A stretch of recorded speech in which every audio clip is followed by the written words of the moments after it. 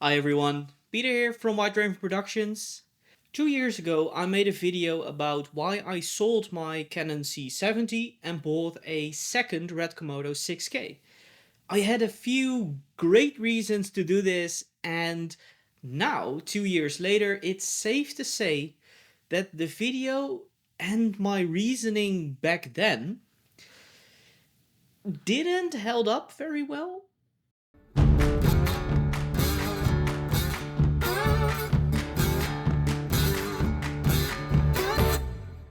Back then, the reasoning to pick the Komodo over the C70 was for me the following. For one, I prefer a raw workflow for a lot of the kind of jobs that I do. Can you imagine how miserable I was 3 months later? Canon announced the 12-bit RAW for the C70. I mean, that hurt. And the second reason was actually ecosystem. I had everything from wireless transmitters, monitors, batteries, V-mount batteries for the Komodo, and I didn't have anything for the C70 back then because it was just my interview camera. Plug it into power, use it with the single battery that I had, one lens, that's it. So financially it was financially it was better to just invest in a second Komodo body over a second C70 plus the entire ecosystem that came with that. The third reason for me was autofocus. The C70 autofocus wasn't the greatest. Plus, then I had a complete non-autofocus workflow with cinema glass, which made, for me personally, the Komodo and the C70 in that front perfectly comparable in terms of doing my job. Also, it's one of those funny things that totally changed with a firmware update. Also, a couple of things that influenced the decision back then were 90% of my work was run and gun fashion campaign type of work. So no audio and no specifically long recordings. Work that was perfectly suited for the Komodo in my opinion back then. Obviously I had a good go with this combination of a handheld Komodo and a gimbal Komodo for I think around 1.5 years. However, times change, and right now, of the 2 to 3 shoot days that I have per week, I currently have like one that is a shoot that is perfectly for the Komodo, so that 90% of compatibility that I had is now more than like 30%, to be brutally honest. The remaining 60% right now are mostly corporate jobs where I do where I solo operate with a Komodo. It just doesn't make sense to shoot a single 10-second social media post in 6K RAW. And of course it makes my day a bit more difficult because of the lack of audio, autofocus, and simply the ease of use when you want to switch between handheld and gimbal in case of the Komodo.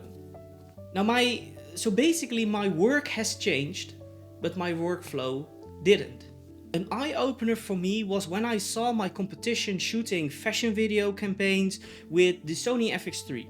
Full frame, they got the job done, way easier alone as solo shooters, and it had a way more friendly workflow when it comes to media, batteries, that sort of thing.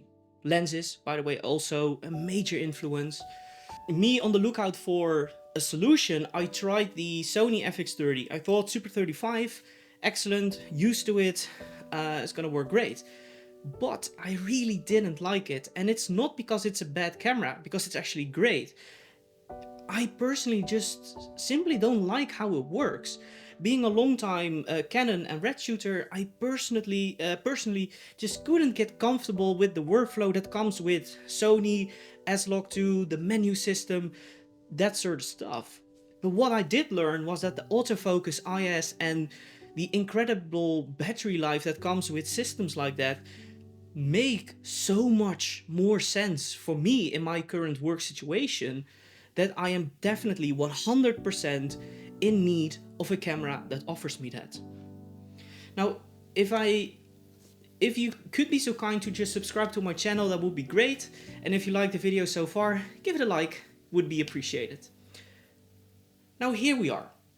Having a Komodo that is not ideal for everything or anything in my current situation, and something like a FX30 that is just not really enough for me and my work. So I was writing some stuff down and I came up with this. My ideal FX30 would have internal IDs, internal RAW, like the Komodo, XLR audio on the body itself, and great autofocus, and of course the ability to use my extremely wide arsenal of EF and RF lenses. Because to be honest, I have, over the years gathered so much of those, I don't want to just switch. So that's also why the FX6 wasn't the camera for me, period. Now, the one camera that through updates did become the camera that camera was actually the C70.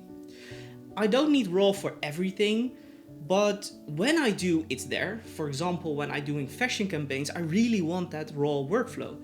It has the NDs, it has the XLR audio in the body, and of course, great battery life.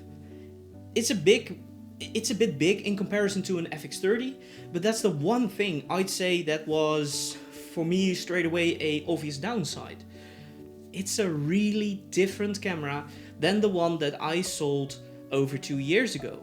RAW, eye autofocus, autofocus that actually works in slow motion, love it. I am sold. I was already pretty much sold on those additions. And while doing research, I did find some amazing filmmakers here on YouTube that create fashion content on the C70. And for me, that was such a huge confirmation that the camera would be capable. And it might sound weird, but just seeing fashion content, the kind of content that I make, being shot with this camera, it was really for me the last push that I needed to pull the trigger and go for the C70. Now what's gonna happen next? In the coming period, I am shooting everything that I do on the C70 to see how it goes and if my predictions are correct. I think that with the work that I am doing right now, the C70 is the tool to do the job. From corporate interviews to fashion videos, from studio work to remote locations, and of course from handheld to gimbal and horizontal and vertical content. I really do believe that the C70 is a camera for me in my position that's gonna do all these specific things. And coming from the man that said 2 years ago, I'm gonna sell the C70, just use the Komodo, it really shows the power of the C70 and how the work that you do is the actual one thing that determines this entire outcome of this C70 versus Komodo kind of debate. Now, it's obviously safe to say that I'm very happy that I now can start shooting with the C70 again. And if you're wondering if I would have chosen the C70 with RAW and eye autofocus when it came out 2 years ago over the actual Red Komodo, no, I don't think so. Because 2 years ago, the Komodo was my dream camera. It was, in my opinion, perfect for everything. So I would have still kept the Komodo and sold the C70. What I am pretty sure about though is that if the C70 would have come out before the Komodo with RAW and eye autofocus, that I probably wouldn't have bought the Komodo in the first place. So that would have changed this equation altogether. Now, no regrets when it comes to buying tools that make you money.